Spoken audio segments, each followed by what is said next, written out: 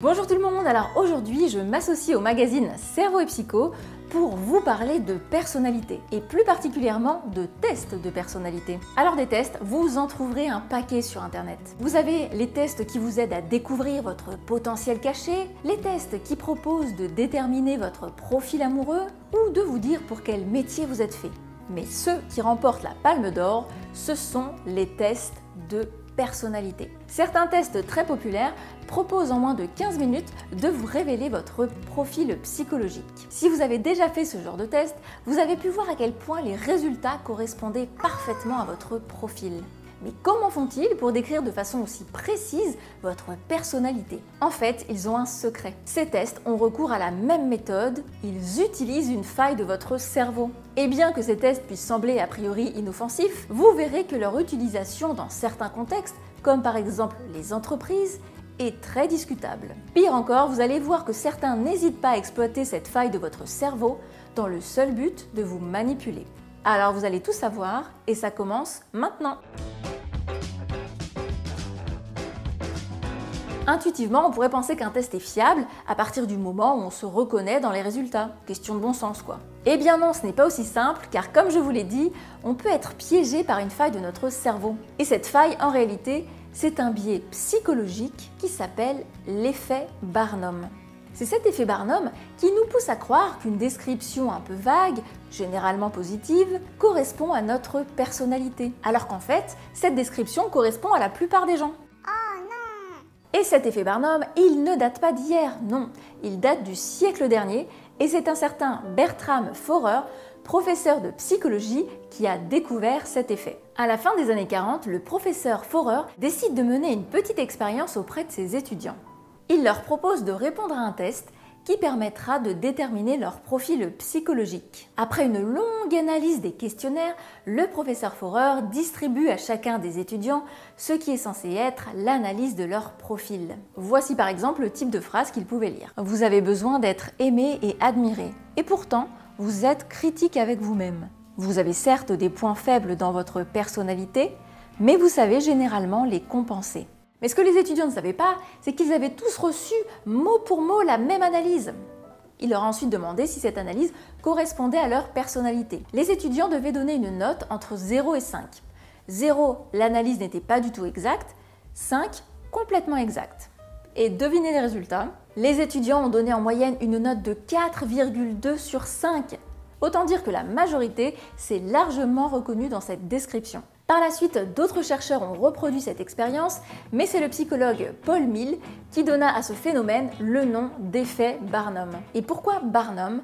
Eh bien, c'était le nom d'un homme de cirque, Phineas Taylor Barnum, qui à son époque était très réputé pour manipuler les gens lors de ses spectacles. Mais pour que cet effet fonctionne bien et que vous puissiez vous reconnaître dans les résultats d'un test, il faut que ce test contienne 4 ingrédients. Premier ingrédient, la description de votre profil doit contenir des phrases un peu vagues, un peu générales, dans lesquelles la majorité des gens peut se reconnaître. Par exemple, on peut employer des phrases comme « Vous préférez une certaine dose de changement et de variété » »,« Vous n'aimez pas qu'on vous impose des choses ». Maintenant, deuxième ingrédient, vous allez ajouter à votre description des phrases contradictoires.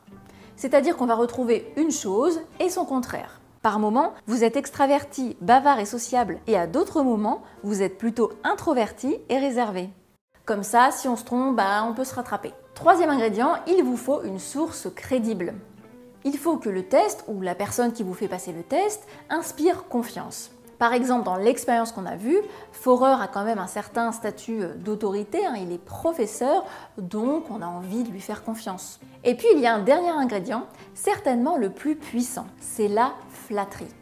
Vous allez voir que l'effet Barnum fonctionne encore mieux si la description du profil psychologique contient principalement des informations positives.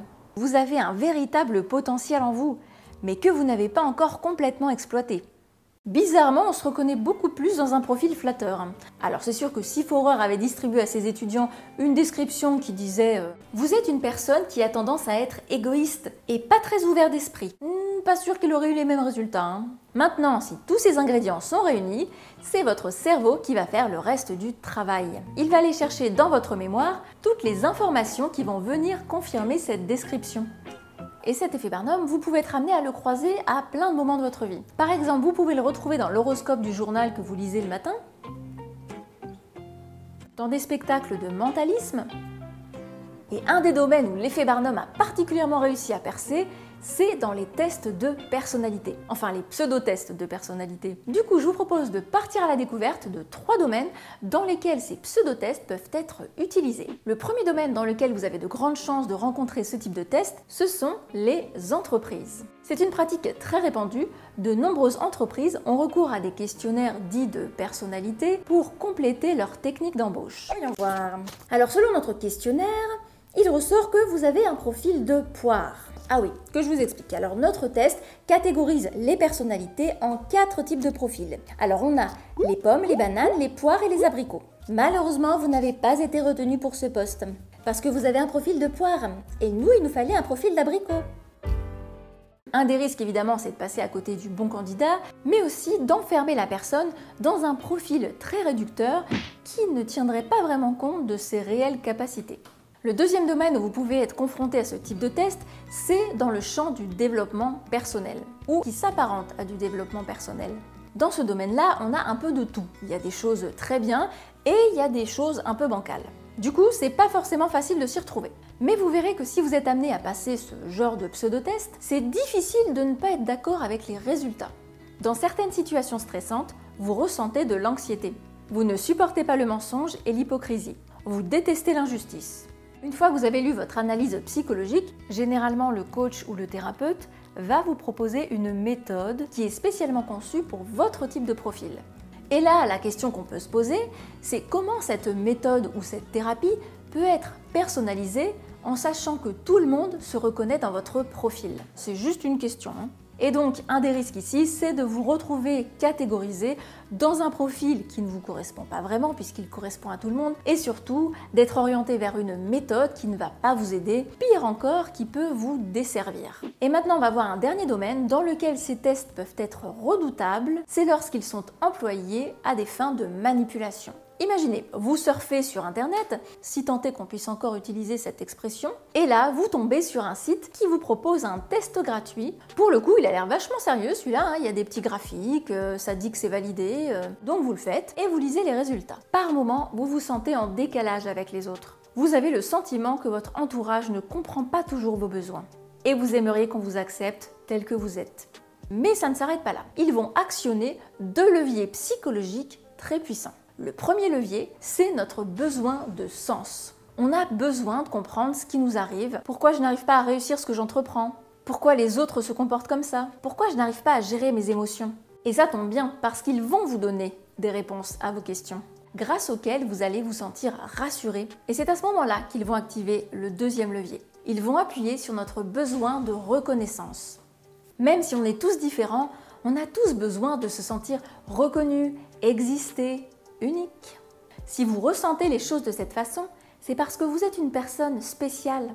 On a aussi besoin de se sentir dans la norme, ou au moins de savoir qu'il y a d'autres personnes qui sont un peu comme nous.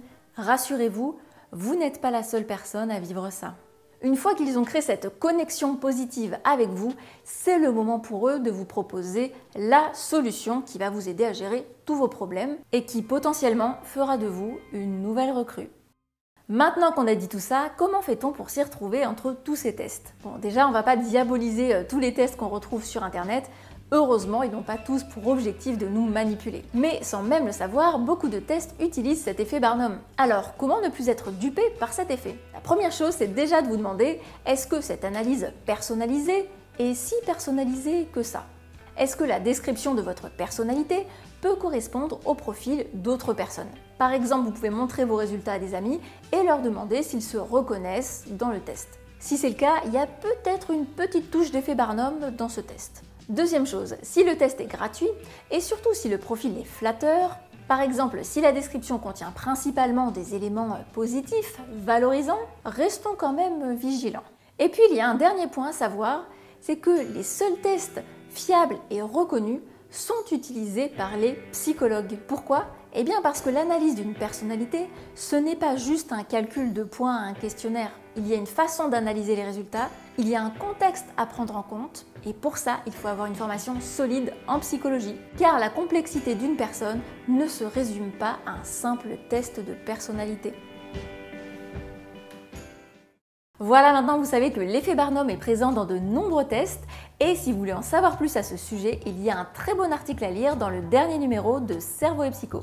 Et pour cette rentrée, le magazine vous propose une petite réduction pour tout abonnement. Vous trouverez le code promo en description.